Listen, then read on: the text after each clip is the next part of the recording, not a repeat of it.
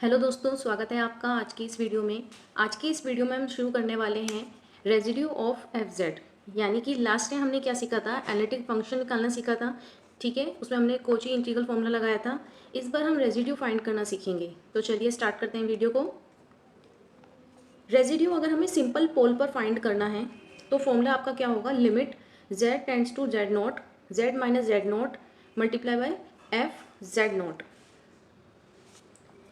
Eight pole of order n. अगर order of n होगा तो आपका फॉर्मूला क्या होगा, 1/n -1। यानी कि अगर ऑर्डर एन दे रखा है तो उसमें हम क्या कर देंगे, एक को हटा देंगे, ठीक है, 1 माइनस कर देंगे।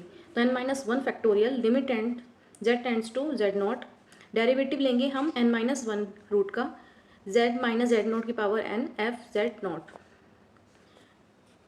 फॉर्मूले आप अच्छे से देख लीजिए क्योंकि ये एमसीक्यूज़ में डायरेक्ट फॉर्मूले भी पूछे जा सकते हैं। लेकिन जब हम क्वेश्चन करेंगे तो हम फॉर्मूले जो हैं अप्लाई नहीं करेंगे, इसमें हम थोड़ी सी ट्रिक अप्लाई करेंगे। तो चलिए देखते हैं questions. Find residue of f z equals to z square plus 2 by z plus 3। तो यहाँ से हमें डिनोमिनेटर में सिंगुलर पॉइंट मिल रहा है। तो z इक्वल्स टू हमें सिंगुलर पॉइंट कितना मिल रहा है, -3। यानी ये मेरी क्या वैल्यू आई है, ये मेरे z नोट आया है। अब यहाँ से हमें पता है कि z+3 की होल पावर कितनी है, 1 है। यानी ये सिंपल पोल है। अगर ये सिंपल पोल है और हमें इसका रेजिड्यू फाइंड करना है तो हम सिंपली क्या करेंगे, residue of f z naught, Z note यहाँ पे -3 है तो लिमिट हो जाएगी जेड नॉट की -3। अब यहाँ से जो हमारा एफ जेड में जो फंक्शन ऊपर की तरफ बचा हुआ है, या फिर ये कह लीजिए कि डिनोमिनेटर में जिस पॉइंट पर हम क्या निकाल रहे हैं, रेजिड्यू निकाल रहे हैं, उसको छोड़कर जो भी फंक्शन बचेगा हम वो यहाँ लिखेंगे। तो हमारे पास जो फंक्शन बचा है z² + 2 बचा है। बस यहीं से हम इसकी लिमिट को पुट कर देते हैं। तो -3 की पावर 2 + 2। अब यहाँ से इसको स्क्वायर करेंगे, इसका 9 + 2 it's 11। That's your residue of f z not. तो यहाँ से हमने सिंपली क्या करा है, जो यहाँ का सिंगुलर पॉइंट था उसकी वैल्यू निकाल कर जो बचा हुआ फंक्शन है उसमें पुट करा है। आप इसको ट्रिक से कैसे करेंगे, जस्ट आप यहाँ से जेड नोट की वैल्यू निकालेंगे और इसको हाइड कर देंगे, जो बचा हुआ फंक्शन होगा उसमें वैल्यू पुट करके तुरंत इसका आंसर निकाल सकते हैं, जैसे हम नेक्स्ट क्वेश्चन में करेंगे। अब यहाँ से हम इतना सारा तामझाम नहीं करेंगे, हम सीधा जो है इसका फाइंड करेंगे। तो यहाँ से हमारे पास जो है सिंगुलर पॉइंट 2 पॉइंट पर आ रहे हैं। तो यहाँ से हमारे पास जो रेजिड्यू निकलेगा वो इस पर भी निकलेगा, इस पर भी निकलेगा। ठीक है, तो हम क्या करेंगे, सबसे पहले z-1 पे निकालेंगे और फिर z-2 पे निकालेंगे। तो यहाँ से मैंने क्या करा है, यहाँ से सिंगुलर पॉइंट निकाला है, प्लस का 1 इधर 0 के पास जाएगा तो क्या हो जाएगा, माइनस का, प्लस का 2 इधर जाएगा तो माइनस का। यहाँ से अब मैं क्या करूँगी, क्योंकि z1 पे निकालना है मुझे वैल्यू, तो इसको मैं हाइड कर देती हूँ। अब मेरा फंक्शन जो बचा हुआ है वो क्या है, z² / z+2। और मैं इसके अंदर क्या करूँगी, इस सिंगुलर पॉइंट की जो वैल्यू आई है, जो जेड नोट की वैल्यू आई है, z = -1, ये पुट कर देंगे। तो यहाँ से आ जाएगा -1 का स्क्वायर बाय -1 + 2, दैट्स 1/1। यानी मेरा आंसर कितना आ गया, 1 आ गया यहाँ से। आई होप क्लियर हुआ होगा आपको। अब इसी तरह हम z = -2 पे निकालेंगे। तो क्या करेंगे, इस बार z-2 को हाइड कर देंगे, यानी कि इसको हम यहाँ से हाइड कर देंगे। अब जो बचा हुआ फंक्शन है z² / z+1, इसमें हम इसकी वैल्यू पुट कर देते हैं।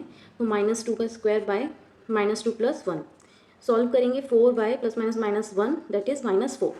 अब यहाँ से मेरे पास जो रेजिड्यू निकला है वो 2 निकले हैं, एक 1 निकला है, एक -2 निकला है। अगर क्वेश्चन में हमसे पूछा गया है कि z = -1 पर रेजिड्यू बताओ कितना है, वो सिंगल पॉइंट पे भी पूछ सकता है, तो हम 1 बताएंगे। -2 पे पूछेगा तो -2 का निकाल के -4 बताएंगे। लेकिन अगर उसने सिंपली बोला है कि रेजिड्यू बताना है इस पूरे फंक्शन का, तो हम क्या करेंगे, जो हमारे रेजिड्यूज़ आए इनको सिर्फ सम करना है। तो प्लस कर लेंगे हम रेजिड्यूज़ को। तो यहाँ से आ गया 1 और प्लस माइनस माइनस हो जाएगा तो -3। फाइनल हमारा रेजिड्यू कितना बैठा है, -3 बैठा है। नेक्स्ट देखते हैं, यहाँ से हमारे पास है find residue of this function e⁻2z by z की पावर 4। तो यहाँ से हमारे पास जो नीचे टर्म आ रही है, ठीक है, तो उसका जो सिंगुलर पॉइंट है वो कितना निकला है, 0 निकला है। लेकिन ये किस तरह का है, इसकी पावर कितनी है, 4 है। ठीक है, यानी अब तक हम सिंपल पर निकाल रहे थे, लेकिन अब इसकी पावर कितनी आ गई, 4 आ गई। अब यहाँ से हमारा क्या बन गया, पोल हो गया। हमने ये पढ़ा था कि जो पोल होता है वो क्या होता है, ऑर्डर ऑफ nth होता है। तो यहाँ पे कितनी पोल है इसकी, 4। ठीक है, ऑर्डर कितना है इसका, ऑर्डर है 4 एट z = 0 पर। तो यहाँ से अब हम क्या करेंगे, इसकी जितनी भी पावर है उससे एक कम डेरिवेटिव लेंगे। तो इसके भी हम ट्रिक लगाएंगे।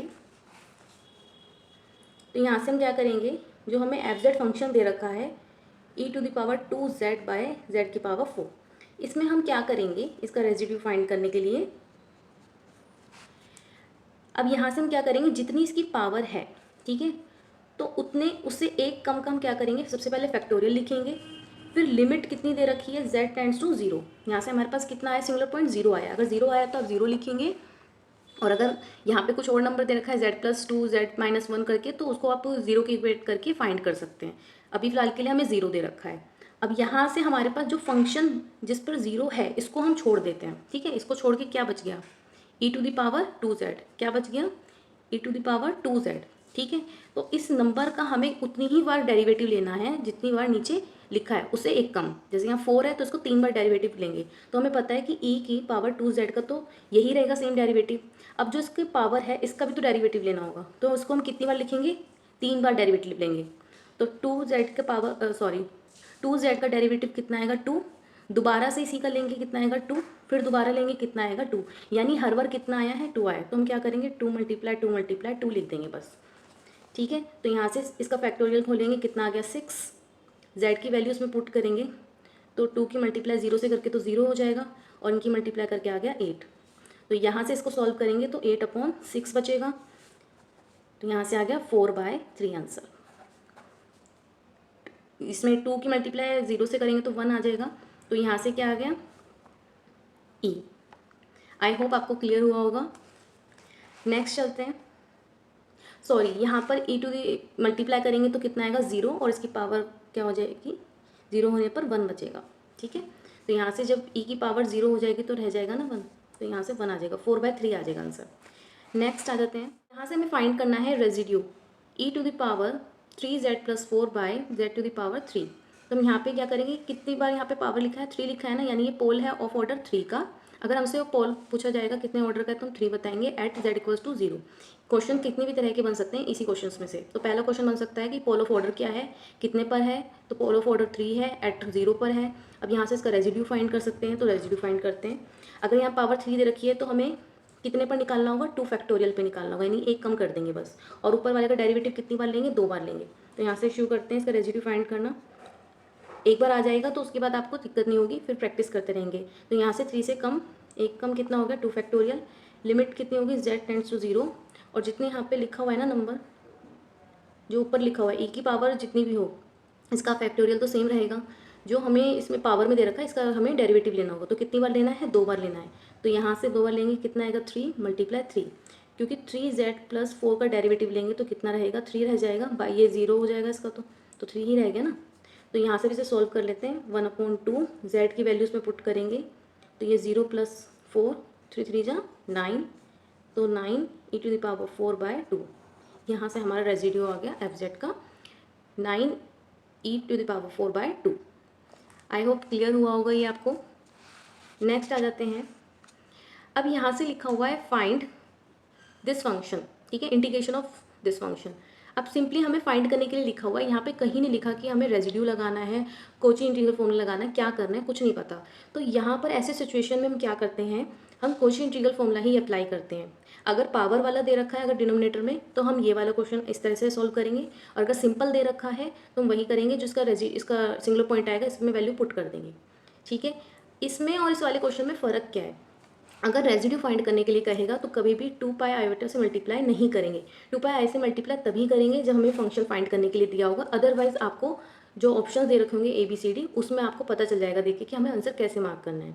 अब यहाँ पे फाइंड करना है इसका इंटीग्रेशन, तो क्या करेंगे, इसकी सिंगुलर पॉइंट आ गया -3, और सिंपल हम फंक्शन जो हमें दे रखा है fz कितना है, z² + 2, इसमें वैल्यू जो है z की पुट कर देते हैं, तो -3 × 2 + 2 कितना आ गया, 11 आ गया। ये हमने अभी क्वेश्चन करा था, बस अब जो क्वेश्चन हमने करा है करना उसी तरीके से, बस क्या करना है, इसमें मल्टीप्लाई कर देनी है 2πi की, तो कितना आ गया, 22πi। तो यहाँ पर जब फाइंड करने के लिए कहेगा इंटीग्रेशन, तो जो हम सॉल्व करते आ रहे हैं उसी तरीके से करना है, बस 2πi से मल्टीप्लाई कर देनी है। ऐसी ही इसमें find the value of this function, तो अभी हमने इसे सॉल्व करा है ऊपर, तो यहाँ से हमारे पास कितना आंसर आया था, यहाँ पर हमारे पास आया था 9 e⁻4/2, और इसमें हमें किससे मल्टीप्लाई करनी है, 2πi से मल्टीप्लाई करनी है, 2 से 2 कैंसिल हो जाएगा, तो 9πi e⁻4 आंसर। बस यही डिफरेंस है, अगर हम वैल्यू फाइंड कर रहे हैं और रेजिड्यू फाइंड कर रहे हैं, तो दोनों में यही आपको डिफरेंस मिलेगा। दूसरी चीज़, जो हम कोची इंटीग्रल फॉर्मूला अप्लाई करते हैं और रेजिड्यू फाइंड करते हैं, दोनों का तरीका सेम ही है, आप किसी भी तरीके से कर सकते हैं। और अगर आपको ये वीडियो अच्छी लगी हो तो प्लीज़ लाइक ज़रूर करें, मेरा चैनल सब्सक्राइब करें। Thank you so much.